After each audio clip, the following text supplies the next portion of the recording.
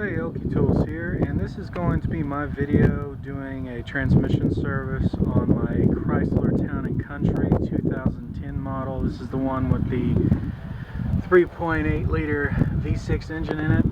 So one issue that you're going to run into with these vehicles is, I don't know how well you can see that, but that right there says dealer service only or dealer use only. That is actually where your transmission dipstick would normally go. So these vehicles, at least this model year and this engine, did not come with a dipstick.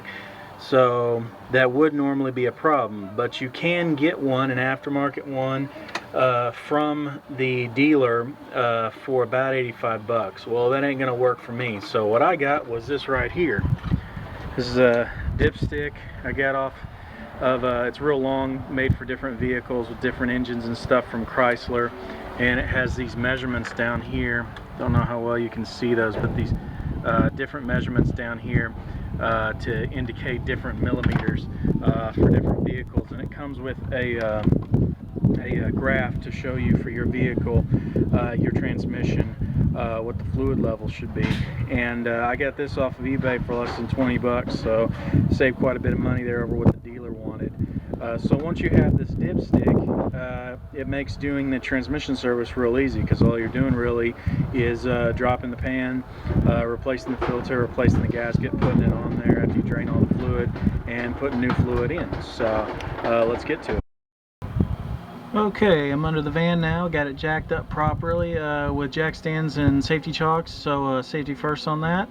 And this is the pan right here for the transmission, and it has a series of 8mm bolts all the way around it that'll need to be taken off to drop the pan. Loosen those bolts and go ahead and start letting it drain out, and after it gets drained pretty much out, then you go ahead and drop the rest of the pan and get the rest of it out of there.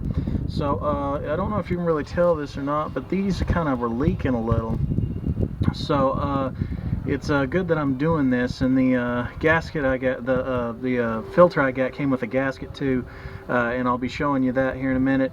You know, I did this with my new dipstick, and you know, with the specs and everything, and it was in specs when I tested to see what the level was, but it was kind of on the low side. So I'm actually doing this service because I've been having a little bit of a you know, acting up a little, so that's kind of why I wanted to do this service. So it's good that I doing this and replacing that filter and that gasket because you know, it was leaking a little. So go ahead and get.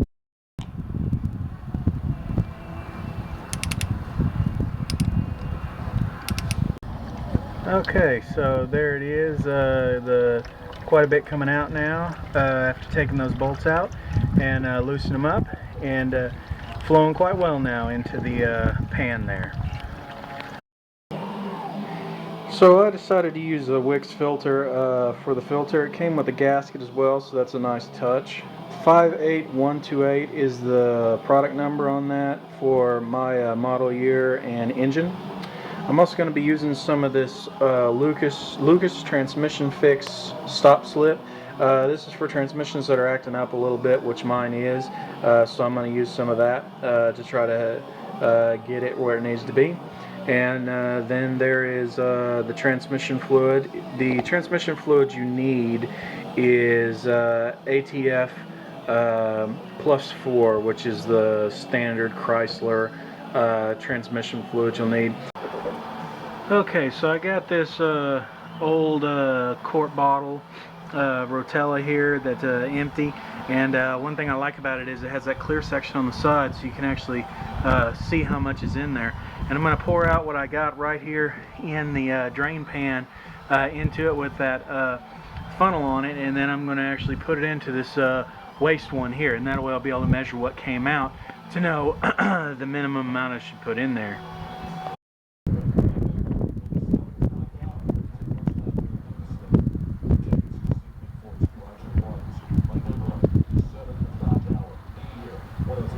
Okay, so that looks like the first quart. Okay, so there's the filter, and it comes off with a couple, you see up there, T25 bolts. You take those off, there's two of them I believe, and then the old filter comes out.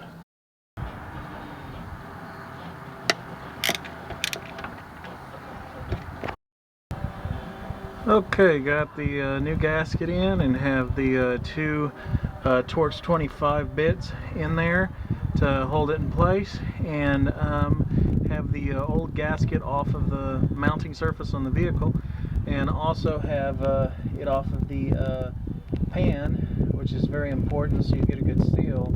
It's time to put the pan with the new gasket and the bolts back in.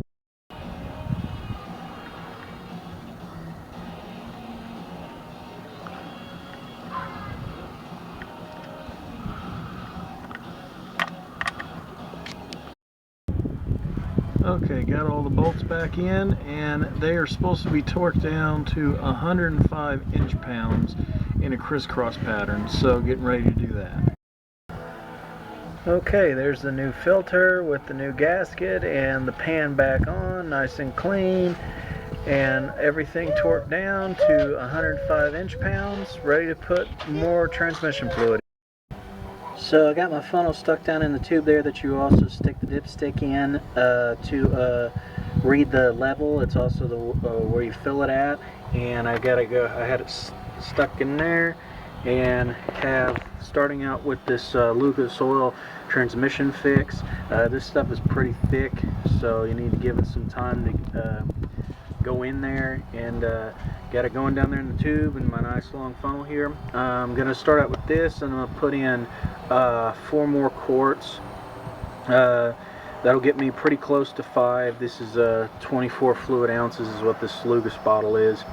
I measured a little bit over 5 quarts that came out.